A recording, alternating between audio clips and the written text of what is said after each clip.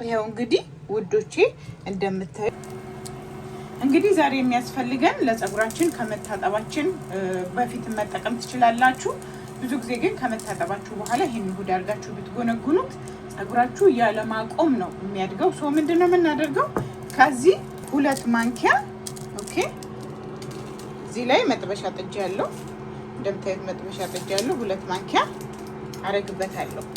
ኦኬ፣ ከፈለጋችሁ 3 ማንኪያ ማድረግ ትችላላችሁ እንደ ፀጉራችሁ ብዛት። ይሄው 3 ማንኪያ አለኝ። እንደዚህ አድርጌ ቆንጠራ አድርጌ ችግር የለውም። እዚህ ጋር ቅርንፉዴን አደርጋለሁ። ኦኬ፣ በደንብ ሲንተከተክልኝ ማክሲመም 15 20 30 ደቂቃ እስከ 30 ደቂቃ በደንብ አትክተኩት። ኦኬ፣ ለ3 ማንኪያ ተልባ ምን ትጠቀማላችሁ? ማክሲመም 3 ብርጭቆ ማድረግ ትችላላችሁ። ቀጠንም ቢል ቢወፍርም ችግር የለውም። ማነው በደንብ ይተከተክ እንጂ እንደምታዩት እየተንተከተከ ነው። ከዛ የፀጉር ቅባቶች እጨምርበታለሁ። ወይ ኦሊቭ ኦይል ካላችሁ ትችላላችሁ፣ የወይራ ዘይት ወይም ዘይቱን፣ ካስተር ኦይል ወይም ያጉሎ ቅጠልም ያጉሎ ፍሬ ዘይትም ካላችሁ ያጉሎ ፍሬ ዘይት በጣም ቆንጆ ነው። ብቻ ቤታችሁ አምላም ካላችሁ ምንም ችግር የለውም። ቤታችሁ ያላችሁን ዘይት ትንሽ ጠብ ታደርጉበትና አሁን አይደለም ገና ነው። ኦኬ፣ አሁን መጀመሪያ በደንብ ይተከተክልኝ። አያችሁት ውድ ቤተሰቦች? አሁን በቃ በደንብ እየተከተከልን ነው። ዩሲ አሁን በቃ እየወፈረ ነው። ይታያችኋል። ውሃው ራሱ ጄል ነገር እየሆነ ነው። ሶ ትንሽ ካንተከተኩ በኋላ አጠፋዋለሁ። ከለሩ ራሱ ያያችሁት ነው፣ ቡኒ እየሆነ ነው። ይሄው እኔ እንደዚህ ጋር እንደምታዩት የኦሊቫ ኦይል አለኝ። ሶ ወይም ዘይቱን ትንሽ አደርግበታለሁ። ትንሽዬ ሳይበዛ፣ ለምን ፀጉራችን ስንቀባው ቅባት ስለሚፈልግ። በቃ እቺን የምታክል ነው የሚያስፈልገን። እሺ ውዶቼ፣ ይሄው እንደምታዩት አሁን ኦልሬዲ ደርሷል። አያችሁት? ከለሩም ቡኒ ሆነ። ሲንተከተክ ራሱ በቃ መወፈሩ ያስታውቃል። ስለዚህ ምንድነው የምናደርገው?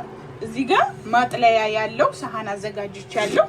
ኦኬ፣ ምንድነው የማደርገው? ያንተከተኩትን አጠለውና የተወሰነ ደቂቃ አስቀምጠዋለሁ። ከስር ሲወርድ ማክሲመም በቃ እስኪቀዘቅዝ በእጃችሁ ስትነኩት ለመቀባት እስኪመች ድረስ ታቆዩታላችሁ። ይሄኛውን ተልባ አልጥለውም፣ መልሼ እቀቅለዋለሁ። ይሄን ተልባ አልጥለውም፣ መልሼ እቀቅለዋለሁ። አለዛ ሲቀዘቅዝ በረዶ ቤት አድርጋችሁ ተመልሳችሁ መጠቀም ትችላላችሁ። ኦኬ፣ እንግዲህ እንደምታዩት ይሄው ተልባችን ጠሏል። ይሄኛው ውሃው ሲቀዘቅዝ እንዴት ጄል እንደሚሆን አሳያችኋለሁ። ቅባት የምናደርግበት ፀጉራችንን ስንቀባው ቅባት ያስፈልገውን በቃ ለምን እንዳያደርቅብን። ያው ተልባ በራሱ በጣም የማለስለስ አቅም አለው። ሞር ቅባት ስናደርግበት ደግሞ በጣም የሚያንጸባርቅና ሻይን እንዲያደርግ ያደርግልናል። ኦኬ፣ ሶ ይሄንን አልጥለውም ብያችኋለሁ። ምንድነው የማደርገው? እኔ እንደዚህ አድርጌ ተመልሼ ጥጄ አንተከተክና እጠቀምበታለሁ ማለት ነው። ተግባባን? እንደዚህ ወፍሯል ከነዘይቱ ሆኔ ማክሲመም ዶር ትንሽም ቢዚ ስለነበር 2 ሰዓት 3 ሰዓት ነው እንደዚህ የተወኩት። ኦኬ ውዶቼ፣ ሶ ያው እንደዚህ ሆኗል።